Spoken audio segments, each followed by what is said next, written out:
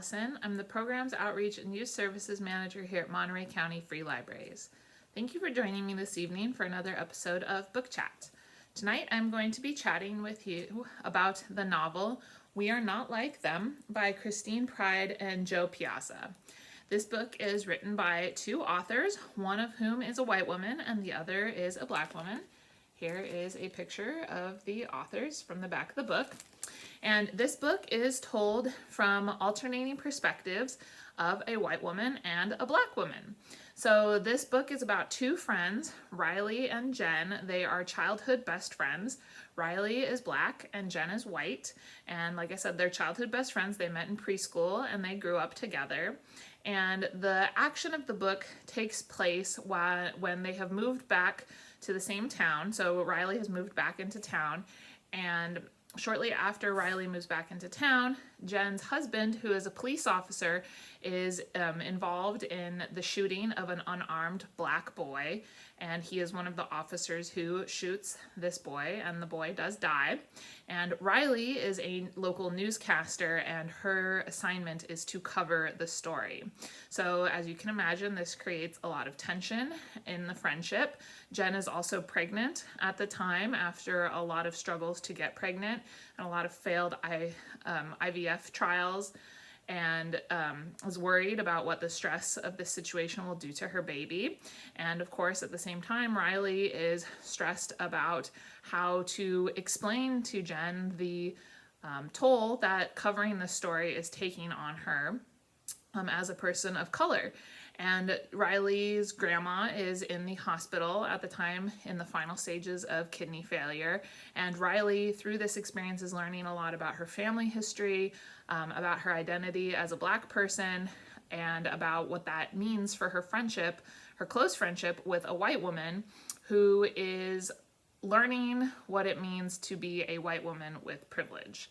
And the book, like I said, is alternating perspectives, so it goes back and forth. It covers the action of the shooting, the death of this young man, the trial of the police officers, and culminates in a verdict of what will happen to the two police officers involved in the shooting.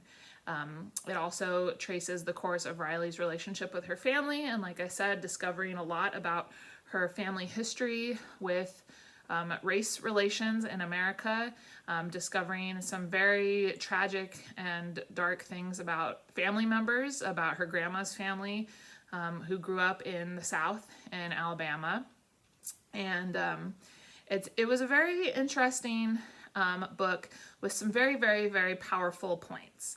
I felt that it wrapped up maybe a little too neatly, and towards the end got maybe a little too, I don't want to say preachy, because it wasn't preachy. It just got into a point where the conversations felt like they were mostly for the intention of educating the reader and not moving the plot along as much as I would like. And I think that there was probably a way that they could have done both at the same time, because the conversation topics that were being covered were very important and relevant to the story, but the way they were written just felt like a very back and forth of bullet points at some parts. That being said, I read it very, very quickly. I know a lot of people who use literature as a means of escape, and this is not an escape. This is a very realistic book. It's incredibly relevant to what's going on in today's society with race relations, with relationships with police officers, and people of color, and protests, and George Floyd.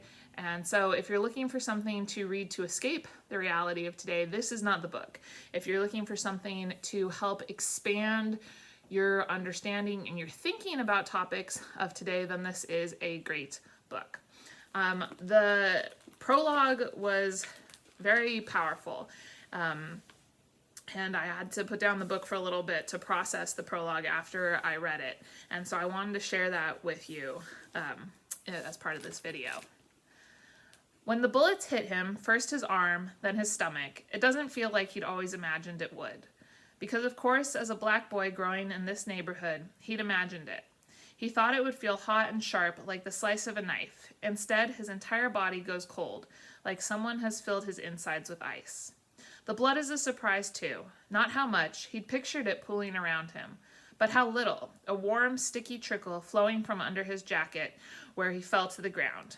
He hears heavy footsteps and voices coming closer. Two of them. One is calling for an ambulance. They're talking loud and fast, not to him, but to each other. Check his ID. No, don't touch him. F. I'm not going to say the actual word. And then, where's the gun? Get the gun. One of them says this over and over. There's no gun. He wants to explain, but no words come out of his mouth. He was wearing his headphones, Meek Hill blasting in his ears, when he thought he heard shouting, felt footsteps pounding in the alley. He turned and instinctively reached for his phone in his pocket to turn off the music. That was stupid. He knew better. No sudden movements. Don't be a threat. Do what they say. His mom had drilled this into him since he was old enough to walk. He didn't even have a chance, though. His mind moved so much slower than the bullets. An image comes to him, his face on the news. He knows exactly which photo his mom will choose, his school picture from last year, 8th grade. She was happy he'd finally smiled in it. He usually tried to keep his mouth closed to hide the gap in his teeth, even though just last week he'd overheard Maya in line behind him in the cafeteria call it cute. He pictures Riley Wilson, the pretty one on Channel 5, for her bright red lips, her voice smooth as melted chocolate. 14-year-old Justin Dwyer was shot tonight by Philadelphia police officers. He looks at his phone on the ground next to him, screen shattered into a spiderweb of cracks. For a split second, he's seized with panic. His mom had made it clear when he lost his last phone that she wouldn't buy him another one. Then it hits him just as suddenly. It doesn't matter. In the backpack lying beside his phone, there's a brand new polo, one he bought with his allowance, $10 a week for good grades and doing the food shopping and making dinner the nights his mom works double shifts. He's scared he's never going to get to wear that shirt. He vibrates with nervous jitters like when time is running out on a test. There are so many things he'll never get to do now. Drive a car, see the ocean, have sex. As he hears the sirens growing louder, he starts to shake uncontrollably. He tries to stop himself from thinking about his mother. He knows what her cries will sound like because he heard them when his dad died 4 years ago. He won't be able to comfort her as he did then, rubbing her back, telling her, it's okay, even though it wasn't, even though he was terrified that he now had to be the man of the house. It's okay. He whispers the words to himself because there's no one else to do it. The officers are close, their scuffed boots eye level. Their voices float far away, jumbled with the shrill sirens and the chatter from their radios.